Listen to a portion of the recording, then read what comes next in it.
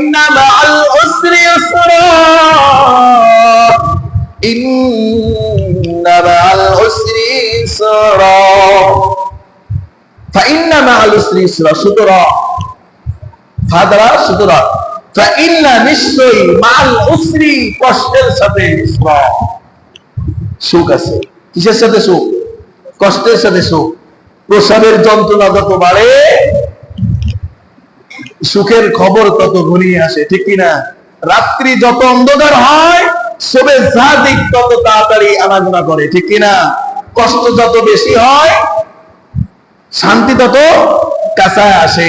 মনে করেন এক ব্যক্তি অনেক বেশি পানি তৃষ্ণার্ত, অনেক বেশি পিপাসার্ত, এই ব্যক্তির হাঁটার শক্তি নাই, কিন্তু এখান থেকে ওই 4 রাস্তা মোড় পর্যন্ত গেলেই সে কি হয়ে যাবে?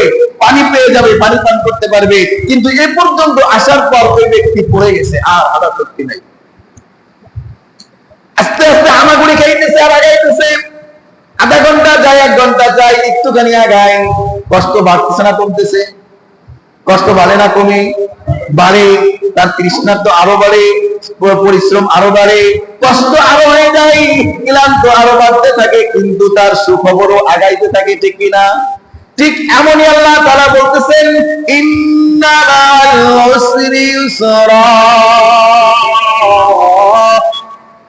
কষ্ট যত লম্বা হবে, কষ্ট যত তীক্ষ্ণ হবে, কষ্ট যত বাড়বে, তার সঙ্গে সুখও কাছায় আসবে।